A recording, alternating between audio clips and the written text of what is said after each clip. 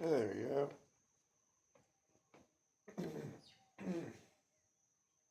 God damn it. Susan, every time I start talking, I fucking. Alright, it's recording. Fuck yeah. I don't know what fuck. Where are we? Episode 11 of me telling rambling stoner stories that go nowhere. I hope you guys like it. Sorry, I had to clean out the pipe. Yeah, well, here's my yard. Some tomato plants. Got cherry tomatoes there, got peppers. I'm gonna start growing a lot of Hawaiian peppers. They never got them at grocery stores here. Hawaiian peppers are delicious. They're really good for cooking. And you never get them at stores and shit. I finally got a hold of some. I planted them. So hopefully I'll be growing lots of Hawaiian chili peppers over here. I figure you guys like the birds and shit. And the trees and shit. The jungle. Right there. Just outside my yard. These massive boas come out. These giant, what they call themselves, razorbacks. They're giant. Biggest fucking pigs I've ever seen in my life. Wild pigs. They come right through the yard here. In the evening time, I can show you the hole they make in the bushes. It looks like someone pushed the couch through the yard. Or the hole it leaves in the bush. And or hoof prints. Well, not little, they're huge. They're so cute, little piglets. I should be hunting them, but I'm not that hardcore. I've helped butcher a pig one time. Killed it. It's pretty gruesome. You gotta really know what you're doing, though. I don't want to, like, just kill a pig and be like, oh, fucked up. But people have shown me I did help do it, so I do know to. I don't know if anyone out there hunts. Never hunted. We butchered a pig for a luau once. That was pretty crazy. I thought we were going to use like a gun. We pick up this pig. It's simpler if you just go to the store and they got them kind of prepared. They sell them out here. They probably do on the mainland too. I just never noticed. But like Costco used to like straight up just sell the pigs like ready to go. Just like, you know, it was a whole pig, but it was, you know, dressed, field dressed, skinned, all that shit. Because I've been to luau's where we did all that shit ourselves. And it's a lot of work, you know, getting a live pig, throwing it in a truck, and then, yeah, butchering. I thought we were going to use a gun or something, and this dude just took out a big old butcher knife, man, and just stabbed it. Right there, and we're all drinking and shit. I was like, it was a giant Tongan. I talked a little about him because it was Siwa. It's this giant Tongan I used to cut down trees with. I got to work for him here for a while. This guy's just a monster. Just huge. Monster in a good way. In a great way. He's a really fun guy. He loves Heineken. I think I talked about him. Every job he bid, he'd be like, oh, you know, $300 in one cold pack Heineken. Oh, it'll be $2,000 in one cold pack Heineken. And it was whatever he wanted in a 12-pack of Heineken beer. And we were finishing up a job, and the guy gave a check and didn't have a 12-pack of Heineken. And he was like, oh, bro, where's my cold pack? And there's this Hallie guy that just kind of moved to the island. He was like, oh, did you actually want that? I thought that was just a joke. Because he was like, brah, go get my fucking cold pack. What? We had one fucking deal, yeah? He was like, oh, yeah, I'll go get it. I'll be right back. And he just went to his store. I think he got him like 3 12-packs. It was funny. He was a great guy. But yeah, it was him. And Yeah, we picked up this live pig, man. We were all drinking in the back, getting ready for this luau, and he was like, "All right, time to kill the pig." So I was like, "Okay." Still waiting for this gun. We're gonna shoot this thing, or how are we gonna do this? And he's like, "Go ask Sandy for one big kind knife." And I was like, "All right, I guess we'll need that once we shoot it with a gun and butcher it." So I asked her for this big knife. She hands me this big butcher knife. I hand it to Siwa. I'm like, "All right." Still waiting for this gun. And he's like, "All right, hold it down." I'm like, "All right, yes, of course. We're going to hold it down and shoot it in the head." And we held it down, flipped it on side. And then Siwa he pulls out the knife. I'm like, oh, that's when it really hit me. I was like, oh my God, we're going to stab this thing in the throat. And yeah. And you stab it like right on a human, same as them. If you feel your collarbone where they meet in the middle, that little soft spot right there, you just stick it right there. Just go straight, kind of diagonal towards the heart, sideways. And he yanked it out, and pretty gruesome. But it was probably as humanely as you can do it with a knife, man. This thing was done in a couple seconds. It was definitely humane as shit as you could do with a knife. The guy knew what he was doing. That's what I'm saying. And then you gotta butcher it. You gotta cut around the asshole, and you push that lower intestine in because you chop that, you get that all over the meat. If you cut the intestine, get on the meat, it's ruined. So you got to cut around the asshole, push that in, and then everything from the throat. Once you cut around the asshole, push it in, it all just comes right out of the animal. Once you slice out the middle, it's all connected. Kind of amazing. Everything from the throat to the asshole, it just all just falls out. Like, damn.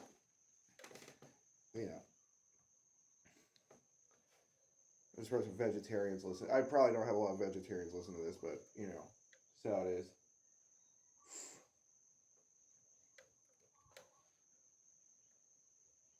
But yeah, I don't know.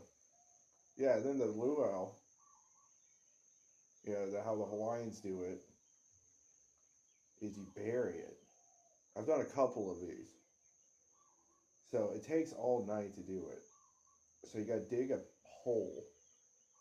When I heard people talk about it, it was a lot different than what people described to me how it was. So I'm gonna kind of explain really like the difference. All right, so like I thought you would dig a hole like 10 feet deep and put like 10 feet of sand on it. That's not how you do it.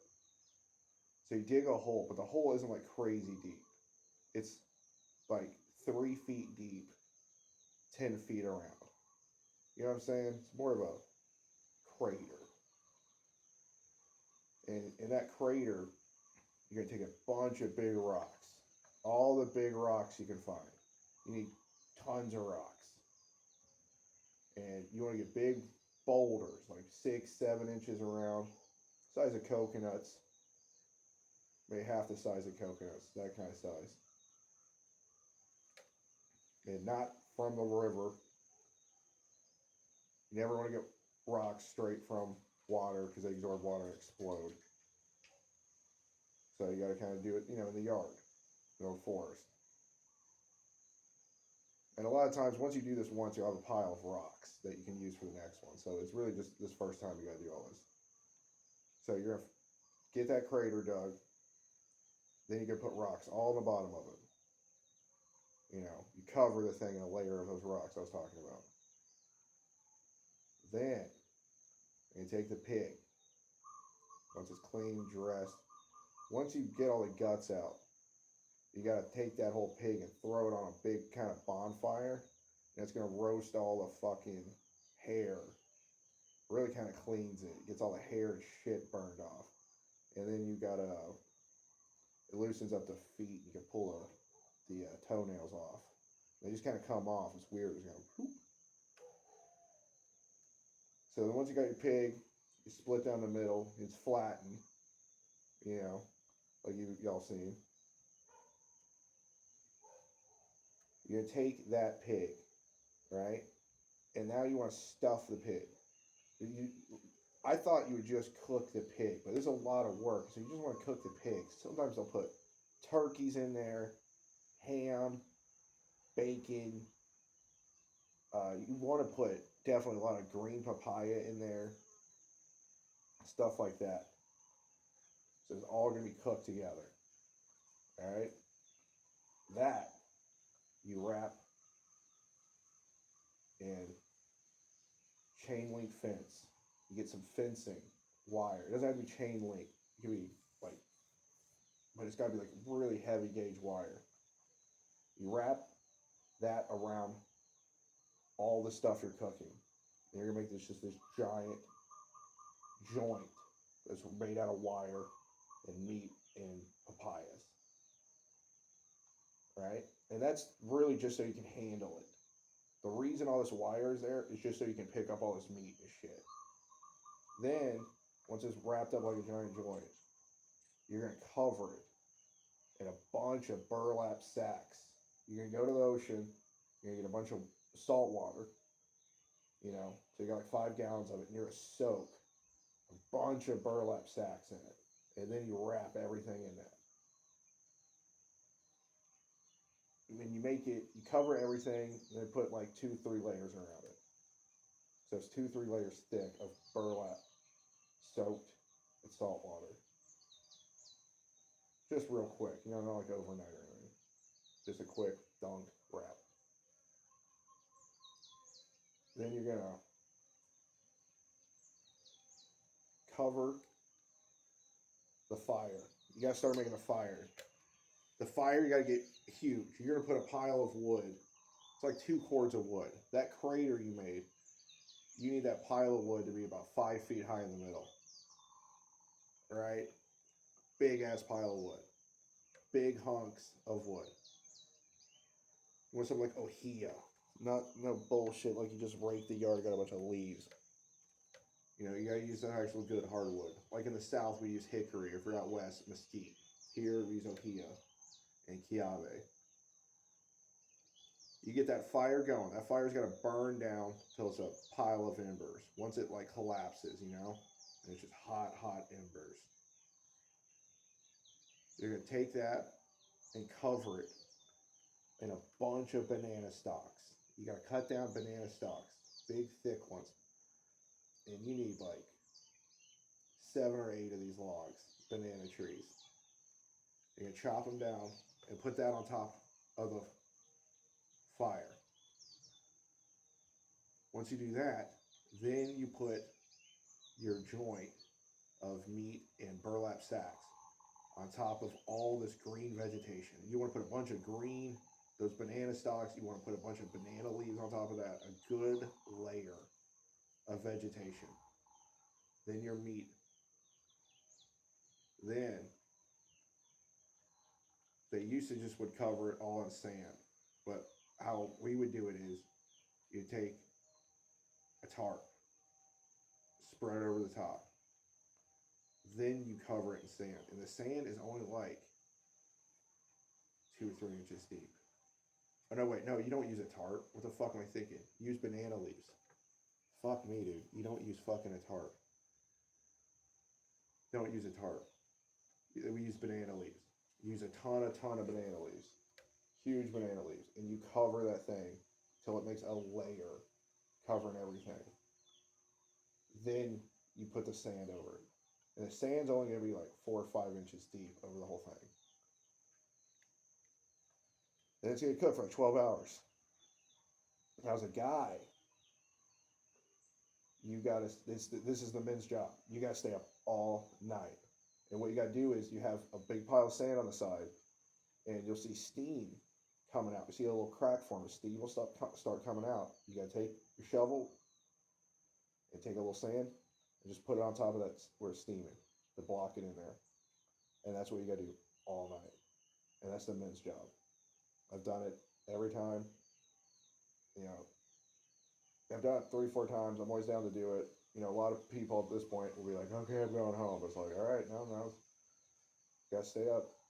And so a lot of times I never got to do it with cocaine and Adderall. I wish I'd had a stimulant, but we were just drinking and listening to music and smoking weed. And the next day, 7, 8 a.m., the food will be ready. It's about a good 20 hours, 24 hours of cooking, dude. At least 12. I'm trying to think exactly.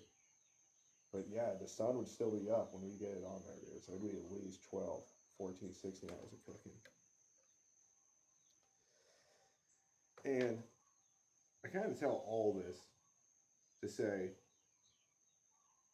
you know, if you come to Hawaii, if you ever see them up late drinking like that, don't bug them. I was doing a luau one night, and this guy that lived behind us had just moved here from North Carolina, and he came over and was bitching. He's like, "Look, what's going on? Why are you guys playing?" It was just 3 or 4 of us, but we were listening to music and shit, and drinking and being loud, trying to stay awake. And he just moved into the neighborhood, and he came over and was like, "What's going on? Are you guys having a party?" And I was like, "Yeah." And well, it's a luau. It's not just a party. And he was like, "Well, how long is it?" I was like, "All night." He's like, "When are you guys gonna stop?" I was like, "It's gonna be going all night, dude." And he's like, "Well, I was like, "No, literally all night because we have to watch it." So I pulled him to the side, just kind of one on one, and I explained to him like how big a deal this was. I was like, "Dude, this is like a huge, huge deal." Like I was like, "I know you just moved here. I'm from Tennessee." I was like, "You're gonna come off like a real fucking asshole if you like go over and start making a stink about this." Like I'm just telling you how it is here. This is the culture. Like it's the reason you moved here. It's because you wanted to see stuff like this and experience like this kind of culture. And if you go around bitching about it, you're gonna like piss them off. You're gonna try to destroy this culture. You know. So no. And he understood what I was saying. It was like, okay, cool. I was like, this isn't like an every weekend kind of thing, dude. This is gonna happen once every 5 or 6 years. You know, he thought, you know what I'm saying? Because he just hears us over there drinking, being loud. He's thinking, oh Lord, why got a bunch of fucking party animals? Oh. And it's like, it's not like that at all, dude. And the big reason I have luau's out here is when a kid turns 1 year old and when a kid graduates high school. Graduation high school is huge deal here. And when a kid turns 1, in ancient Hawaiian custom, that was a huge deal. Because usually if a kid made it to 1, it means the kid was going to survive. So that's a huge deal here, those two events. So you come out, you see a luau. If you want to be fucking awesome, get a 12-pack of Heineken, give it to him and say fucking mahalos, aloha. And that's luau's. I didn't even really think I was going to talk about luau's, but there you go.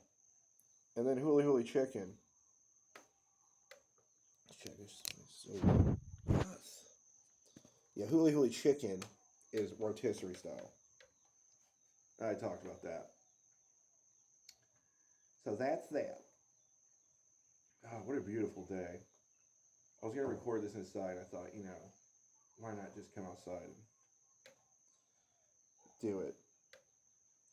And I'm holding the phone sideways here. Because I was like, why aren't I getting cool wide angle shots? I was like, is it... I kept trying to look it up and all this shit. I was like, is it just because I'm not filming with my phone held sideways? I think that's the reason. So we're going to see after this video. Appreciate you guys listening to this. I will be doing like other projects after the story podcast. I'm going to keep doing podcast or shit online until I die. Because, you know, it's what I want to do is be a comic. I've been doing it for like 12 years. I should talk some more stories about that. Like tonight I'll be doing a open mic. Should be pretty good though. Should be a good crowd. Like 2 months ago I did a fundraiser. Help raise money for a boxing ring. For the kids. For the keiki. All that good stuff. Yeah. But anyways, thanks for listening. That's what my fucking dumbass is trying to say here. Thank you guys for fucking listening. Alright. Let's fucking get into this shit here. They say fuck a lot. Fuck, fuck, fuck. I just love saying the word fuck. All right, I told this story. I recorded it, but I was fucking rambling too much like a little bitch. So I'm gonna fucking focus here. All right, here we go, like a laser beam. Here's the story I want to talk about. The real meat potatoes here. Okay, so I grew up in Tennessee. Told you guys that a billion times. Uh, there was a kid that moved into our neighborhood after. So me, Maddie, Goss lived there my whole life. Maddie moved there when I was like second, third grade. There's a couple other kids that moved in and out of the neighborhood, but Robbie moved into the neighborhood. I'm just gonna call him Robbie. I don't remember. I remember his name, but I'm just gonna make up a name for him here. So Robbie moved down the road from us when we were like 15, and he was a cool kid. He's a stoner. You know, we'd hang out.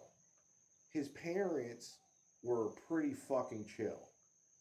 They moved up from Louisiana, so maybe because of Mardi Gras, Louisiana, New Orleans, they were probably a little more laid back than, you know, the Bible Belt of Tennessee. So their parents were we liked his house because his parents, they kind of let us smoke there. They didn't let us smoke weed in front of them, but like if we were in his room with the door locked, they would knock, and we would do this, just like that scene in Dazed and Confused. They'd hear us like, "Oh shit, put the weed away," and light it incense. Like, shut up, shut up. Okay, okay, give me the clear eyes, the Visine. Okay, shut up. Then you open the door, like, yeah.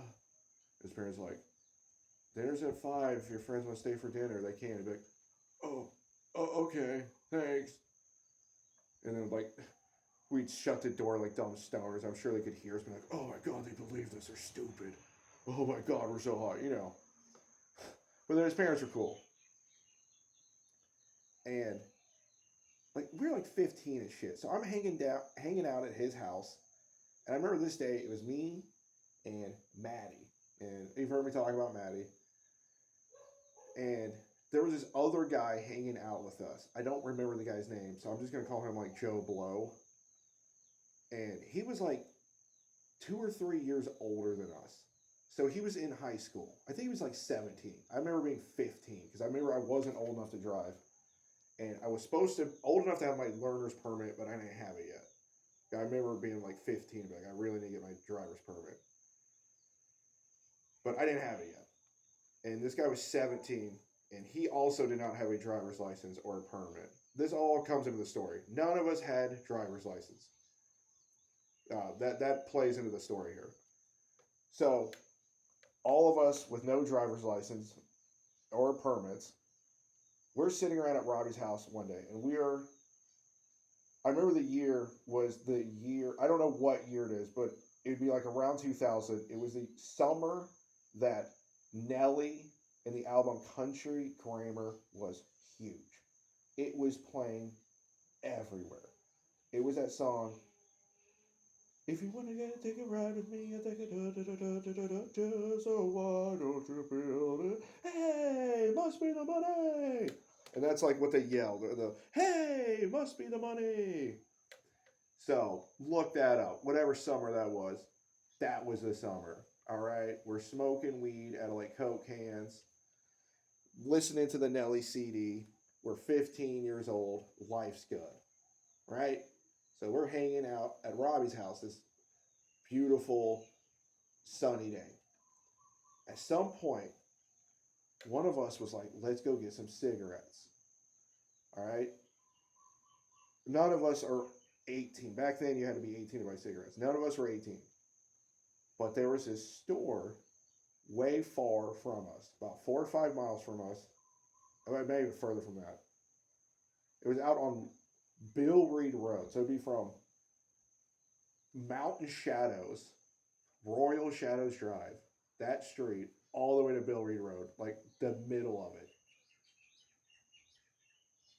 So you can look that up on Google Maps. There used to be a little country store out there. This store had been out there forever. It was the owners of it And it was a mom and pop shit, like straight up from like Andy Griffith. It was an old woman, old man, like 80, 90. You'd walk in, they'd be like, "Hi, can I get a pack of cigarettes?" I'd be like, "Huh? You don't have to speak up, son." He'd be like, "Pack of cigarettes, sir. Camel Lights." And he'd like hand it to you, like, "Back from the war?" And you're like, "Yes, sir." Like, "Good." Like, guy had no idea what was going on, man. Thought every kid was being shipped off to World War II, to fight the Japs, you know, just old as shit. And they would sell cigarettes to anyone. I don't think they understood that you had to be 18 to buy cigarettes. And I think the local cops probably gave them a break because they were so old. And the guy was probably most definitely a vet from World War II.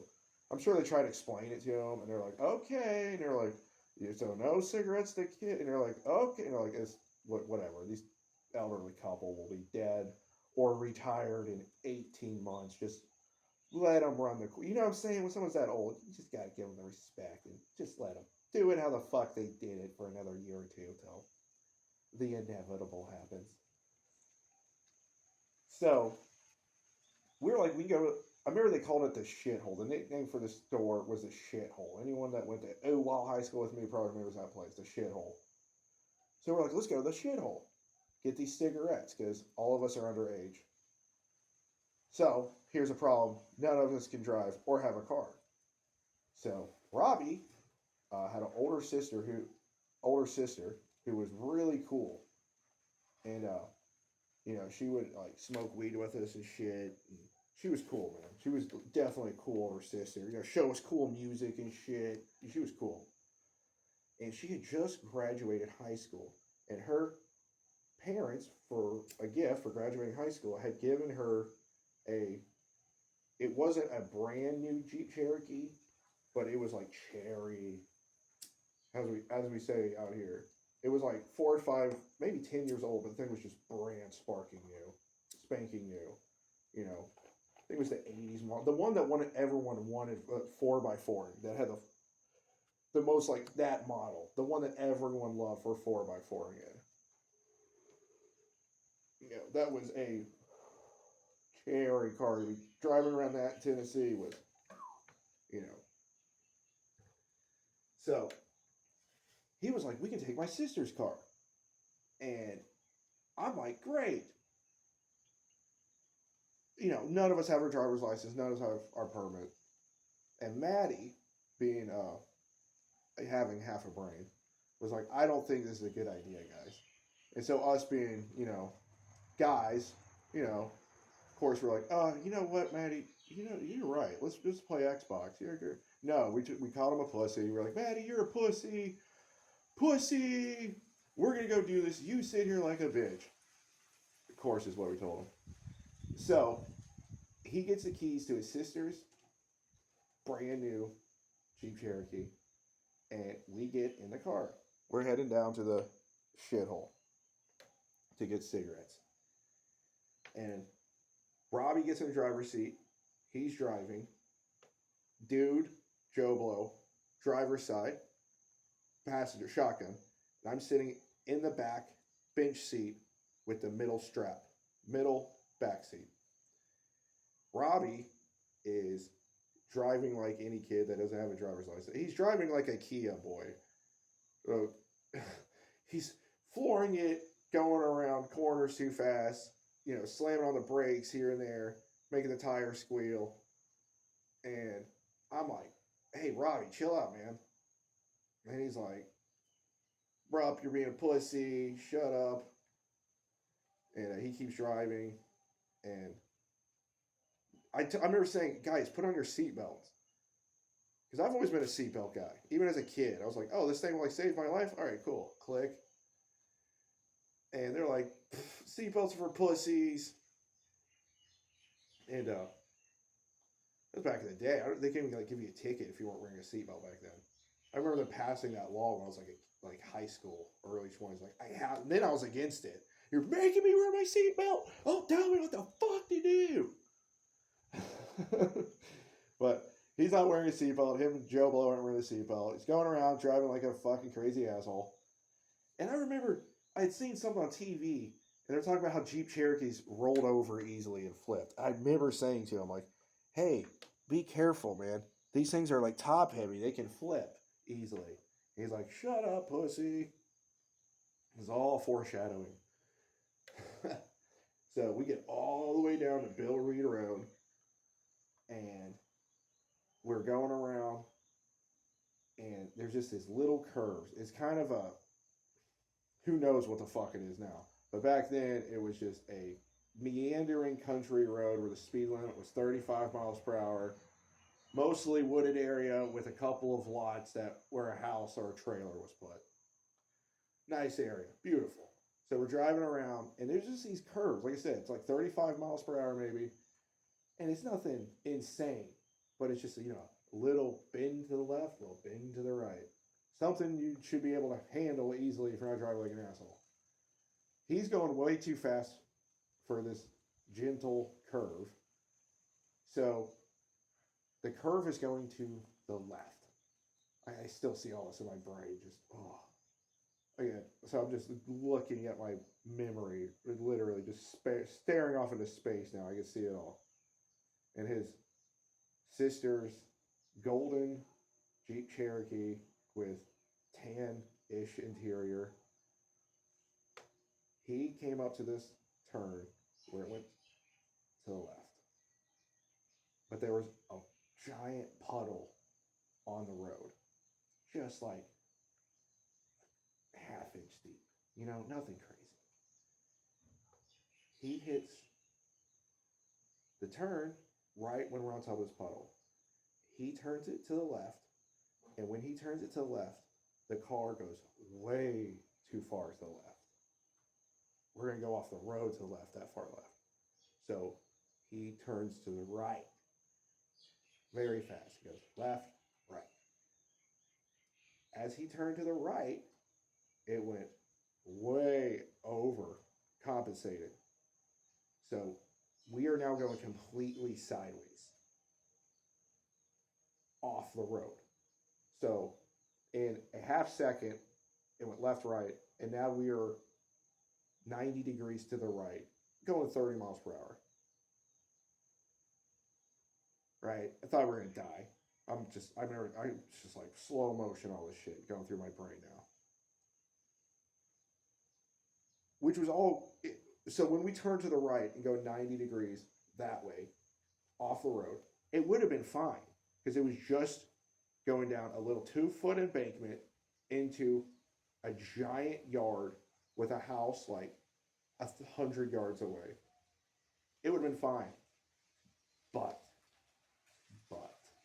however, there was a telephone pole right fucking in front of us. As soon as he went wham to the right, dead center in front of us, goddamn telephone pole. So he swerved to the left to avoid the telephone pole we were now heading towards. He swerved and we missed the telephone pole. Great. Now we were fine. But that 2-foot slight embankment I mentioned earlier into this front yard, when he hit left, we're on that embankment, and it was just a perfect little 45-degree 2-foot drop. And when we were on that thing, just about to drive over it when he turned it to the left. So he just perfect scenario to make a car flip. He hits that turn, embankment, and it starts flipping. And I'm in the Jeep Cherokee, sitting in the back, and this thing starts rolling. I remember the sound. It sounded like your grandpa or your dad's toolbox, the old toolboxes all your dads and grandpas had in the 80s and before that, these giant metal toolboxes that they'd carry all their tools in. It sounded like if you took that with all its millions of little tools and screws and bolts and just shook it as hard as you could. Just that's what it sounded like. And it was flipping, and Robbie and Joe below in the front seat didn't have their seatbelts on, so I just remember them flying around in front of me inside this car. And his sister, I remember, she had that tassel. You know, when you graduate high school, they give you a little tassel that says class of some, might say class of 04. She had that hanging from the rearview mirror, and I remember just watching it spin around and around like a propeller. Just, and she had, I remember she had some empty coffee mugs that were, when I got in the Jeep, they were laying by my feet on the floor in the back. And as it was flipping, I remember all these coffee cups just coming up from the bottom and coming up and just like levitating in front of my face for like, I mean, it felt like eternity, but just this zero gravity. And the things were just in front of my face and then just flew out the windows in all these crazy directions. And the windows were being smashed. The roof was caving in. I remember seeing it crushing in on itself as we were rolling. And we were flipping sideways, so not bumper to bumper, but door to door. And it just, I thought we would just stop once we landed on our side. This motherfucker did a complete rotation. So sideways, roof, other side, back on the tires. And once it got back onto the tires, it seemed like it was going to stop. And then just ever so slowly, the momentum went, bam! And we're done. We're on the right side. And I was, holy shit. And Robbie and Joe below had been thrown around. They were like in the front, like sticking halfway through the windshield. He was by the dash. I thought reach up and grab a door, but one door I looked had grass coming through it, through the window, and the other door was like towards the sky. Robbie just like kind of stood up through the windshield. It was, I remember kicking it out and just walking, standing up through the windshield. And then Joe Blow followed him. And I thought, oh yeah, I should go that way. But I was suspended in the air because I was buckled into the middle back seat. So I unbuckled my seatbelt. I remember thinking it's going to be real hard to unbuckle this. And as soon as I touched it, the button to unbuckle it, I just fell to the ground. And I remember being relieved, so relieved that the buckle was easy to do. I remember just having this fear that I would be stuck there trying to unbuckle it. But as soon as I hit it with my thumb, just bam, and I landed on my side, on my right side, in the broken glass and grass. I was like, oh, holy shit. So I crawled over the seat, sideways, and out the windshield. And just looking at the Jeep. I was standing there as soon as I got out. Now standing beside Robbie and Joe. I'm just gonna call him Joe because that's his name, Joe Blow. And he was holding his side, his arm, and it was bleeding. It wasn't life-threatening, but it was definitely bleeding. I remember he's holding his left arm and holding his like right shoulder. And the Jeep, just smoke was pouring out from like the radiator and shit. White smoke. I remember white smoke. And the front left tire that was hanging up in the air was like snapped. Like the axle was snapped. And it was just still spinning ever so slowly. And it was squeaking. And it was just going, ree, ree, ree, ree. like slow. And I just remember Robbie started freaking out. He was like, holy shit! Holy shit! And all the neighbors started coming out. All these people that lived around it, they all came outside and they're like, holy fuck! It's like 2 in the afternoon. They all come running out. And they're like, holy fuck, man, are you guys okay? And what the fuck? And,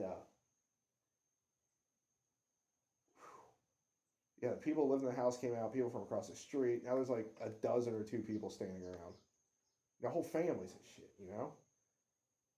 And Robbie is freaking out. Like I said, he's screaming. He's like, holy shit, man, we are in so much trouble. Oh my God, what the fuck are we gonna do? He really kept harping this we thing. We are in so much trouble. And I remember I just looked right at him. I said, no, you're in a shit ton of trouble. I'm getting the fuck out of here. And I took off running like a bitch. Because, wasn't my car. I wasn't the one driving. I told you to slow down. I told you to quit driving so crazy. And, there's no point in all of us going down. It's just how it was back then. It should still be like that. Bank heist goes down, every man for himself. And it's like, I didn't say he had to stay. I was like, you can run with me. We can all run away from this problem. But I am running away from this problem. And you are more than welcome to join me. So I took off running. Probably a bit of shock. I remember like shaking. I remember feeling like my eyes were huge. I kind of saw my eyes in reflect. So like I ran away. And I got like a block. Not a block. 50 yards from the wreck. And these people seen it. They're standing outside on this trailer. And they're like, damn, you're right? And I'm like, yeah, they could just see I'm walking away from this wreck. They're like, are you okay? And I'm like, yeah. And they're like, do you want to use our phone? I was like, yeah. Can I? Because it was before cell phones and shit, So I go in there, and, fucking super nice of them, man. Super fucking cool of them. And I go up to the phone, and I'm like, who do I call? And my sister's not even around, and she would not be cool with this situation. Anyways, my brother's not old enough to drive. Goss, I don't know where Goss is. There's also, I don't remember a lot of phone numbers too. So I just, I'm like, oh, I'll call Maddie. Where's Maddie? Maddie's at Robbie's house. So I call Robbie's house. I'm like, hey man, holy shit. We were just driving the car, and you know everything you said would happen, that if we took the car out, we would fucking wreck. Well, we fucking wrecked it. You're right. I don't know, man. And he's like, what the fuck? And I'm like, trying to calm down a little and tell him. And he's just like, holy shit, man. I'm like, dude, you gotta come get us, man. And he's like, well, how am I gonna come get us? And I'm like, take your parents' car. And he's like, no, I'm not going to do that. Like, I'm definitely not going to do that. I would never do that. So I told him, we'll borrow, I don't know, man. He's like, oh, I'll go get Lee, which is Robbie's older sister whose car we just wrecked. He's like, I'll go get Lee. She'll help us. And I remember just screaming into the phone, like, don't get Lee. Don't get Lee. So he runs and gets Lee. And I know, sorry, I just had to show this bird. So he runs and gets Lee. And I just heard yelling, don't get Lee. Whatever you do. So he gets Lee. And he comes back. And all I hear is him go. And then I can hear her being like, what the fuck? And I can hear Maddie on the phone being like, and I hear just like, dun, dun, dun, dun, dun. And she picks up the phone. She's like, what the fuck did you guys do to my Jeep? And I was just like, oh, hey, Lee, how you doing? And she's like, You fucked up big time. God damn it, you fucking idiots. You fucked up big time, and I ain't saving your fucking ass this time. You're on your fucking own. And she just slams down the phone, which, she should have said that. So I'm just like, fuck, man. Fuck. And so I think Maddie picked up the phone. Maybe Maddie was still on the phone.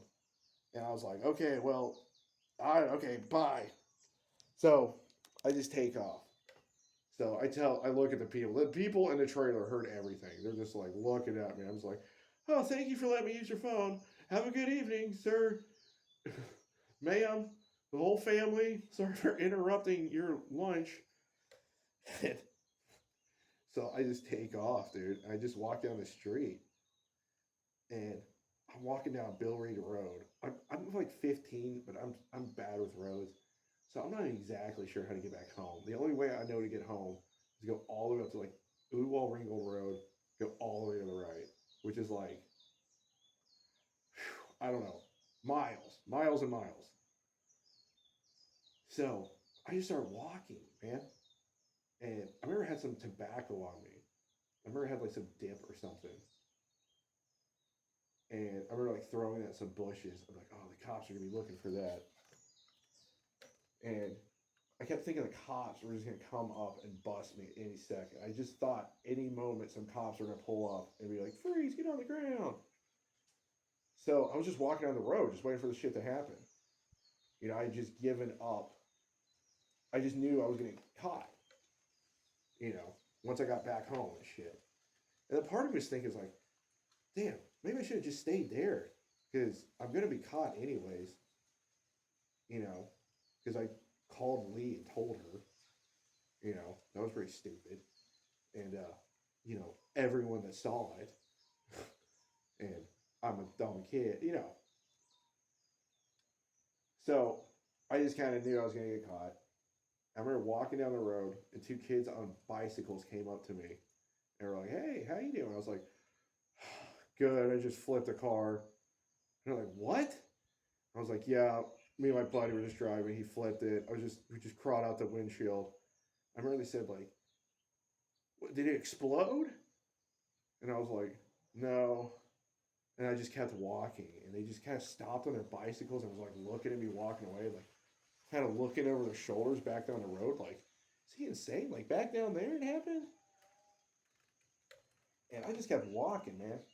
And I got home. It was 2 or 3 hours later. I remember the sun was starting to go down, and I was getting close to my house. I was like, oh, there's gonna be squad cars there, parents, all that shit. I walked up to the house, and when I got down the road, I could see the house, and I didn't see any squad cars. And I was like, okay, they must just all be down at Robbie's. And I get closer to my house, I can see there's cops at Robbie's house. He's like 3 or 4 houses down from me. I'm like, oh, god damn it. So I go inside, and no one's home. My parents aren't home. My brother's not home. No one's home. So I was like, oh shit, I got the house to myself. So I think I maybe had a little weed. I think I smoked my last bowl. I was like, well, I might as well smoke this. And like super got rid of anything, you know. And then I was like, kind of went outside. It was like, oh shit, no one's coming around yelling at me yet. And so when I went outside, I could see there was cops at fucking Robbie's.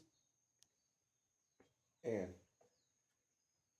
so I could look down the road, and I saw like Maddie kind of like hanging out in front of Robbie's.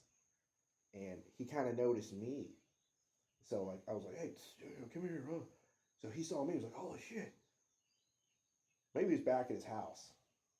Because his house is right across from my house. So maybe I just saw him in his yard or something. But anyways, we started talking. I'm like, dude, what's going on, man? And he was like, oh, shit, Robbie's in a lot of fucking trouble. I'm like, yeah, I know, man. But like, I know. But like, what about me, man? He's like, oh, well, no one's mentioned you. And I was like, really? And he was like, yeah. He's like, I don't know. He's like, I wasn't there. I stayed at the house. But Robbie told me, like, Robbie, I guess, called the cops were called by the neighbors and shit. they get a hold of Robbie. They get a hold of Robbie's parents. So their parents like come home from work, and his sister's there, Lee. So she gets in the car with his parents to go to the car wreck.